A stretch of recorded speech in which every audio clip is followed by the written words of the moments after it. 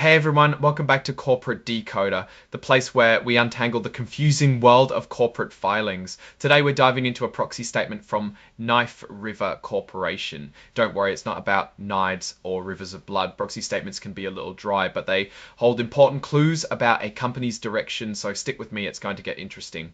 We're going to see if Knife River is really as sharp as its name suggests, or if it's cutting corners where it shouldn't. This proxy statement is dated April 2025 and invites you to their annual meeting on May 22, 2025.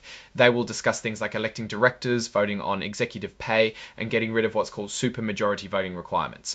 Knife River wants you to know they had a fantastic year in 2024. They want to further establish their competitive edge strategy, which they see as the key to achieving their financial goals and delivering long-term value. They claim to have several initiatives that will contribute to their continued success. Knife River is a big player in the construction materials and services industry. They operate across 14 states and are the fourth largest producer of sand and gravel in the country. In 2024, they made record revenue, net income, and profit margins, which they say is thanks to strong business fundamentals and their competitive edge strategy. The company reported revenue of $2.90, income or profit was $201.7 million, a 10% increase. They also managed to improve their profit margins, meaning they're making more money for each dollar of revenue. This competitive edge strategy seems to be their buzzword for success. It focuses on improving profit margins, being disciplined, growing, and achieving excellence. A key part of this strategy is optimizing pricing and carefully choosing which projects to bid on, going for the higher end ones. Knife River is also growing through acquisitions. In 2024, they invested $131 million to close on 6 acquisitions. They bought businesses that focus on aggregates and expanded their ready-mix and liquid asphalt operations. One notable purchase was Albina Asphalt, which has operations in Washington, Oregon, and California. As of the end of 2024, Knife River had a whopping 182 active aggregate sites across 11 states. This map shows how big their presence actually is.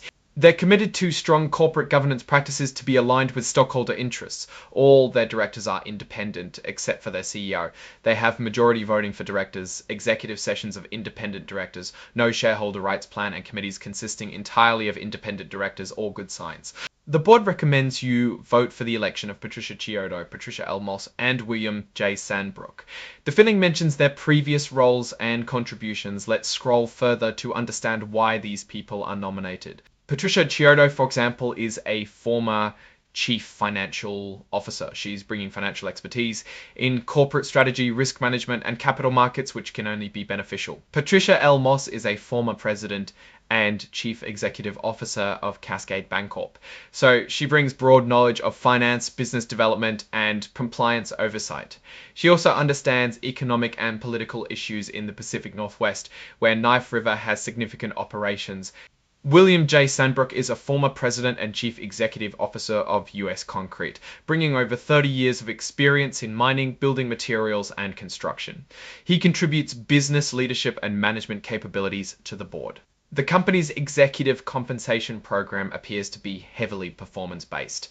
Over 80% of the CEO's target compensation and about 70% of other named executive officers' compensation is at risk, which means that if they don't meet their targets, they don't get paid. Also, 65% of executives' long-term compensation is performance-based and linked to measurable pre-established goals. So, a substantial amount of their compensation and bonuses depend on performance. Knife River is also focusing on sustainability. They report sustainability metrics using frameworks developed by the Sustainability Accounting Standards Board, incorporating guidance from the Task Force on Climate-Related Financial Disclosures. They are focusing on how economic, environmental, and social impacts help the company support a strong and sustainable national infrastructure. The board oversees environmental, health, safety, and social sustainability, and a management policy committee manages risks and opportunities related to these issues. This shows they're thinking about the long term and not just profits.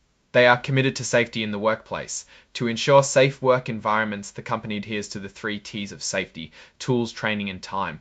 They also have a people-first philosophy stating they treat each other with respect and professionalism and continue learning from each other. Knife River wants you to know that their management is committed to acting in the best interest of the corporation and protecting its assets, both tangible and intangible.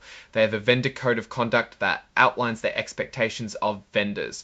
The board claims that all director nominees are independent. There are no arrangements or understandings between any director or executive officer and any other person, and there are no family relationships among their executive officers and directors. They also require a majority voting standard for the election of directors. The insider trading policy governs the purchase, sale, and or other dispositions of the company's securities by directors, officers, employees, and other covered persons. It also prohibits executives and directors from hedging their ownership of common stock or holding company stock in a margin account. Looking at who owns the company, we see that the Vanguard Group owns 10.69% of the common stock and BlackRock owns 11.9%. This points towards strong institutional backing.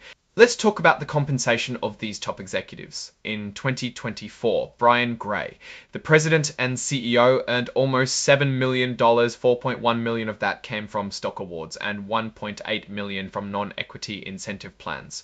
Now, what happens if things don't go as planned and there's a termination or a change in control? I'm scrolling down to the potential payments upon termination or change of control table. There's a lot of jargon here, but the key takeaway is that these executives have substantial safety nets in place. Finally, the report asks you to ratify their choice of Deloitte & Touche as their independent accounting firm for 2025. The audit committee approves the selection of the independent accounting firm, but they want your vote. Deloitte & Touche billed or is expected to bill Knife River $2,658,994 professional services rendered for 2024. All those services were audit fees. So what's my take on Knife River? On the surface, the company presents a picture of robust growth, strategic acquisitions, and a commitment to both profitability and sustainability. It appears well positioned to capitalize on infrastructure spending and market opportunities. However, a few things do raise eyebrows. The heavy reliance on non-GAAP measures like adjusted EBITDA could be a way to mask underlying issues. And while their growth strategy based on acquisitions has boosted results, we need to see if they can successfully integrate all these new businesses. Finally, those golden parachute payments for executives are quite substantial. While they're not unusual for a company of this size, investors should still be aware. Overall, Knife River seems to be on the right track. The company presents solid, if not spectacular, numbers with good visibility in a growing market. If you consider yourself a long-term investor, Knife River might be a good place to allocate some money, but don't take this as financial advice. I'm just a guy on YouTube.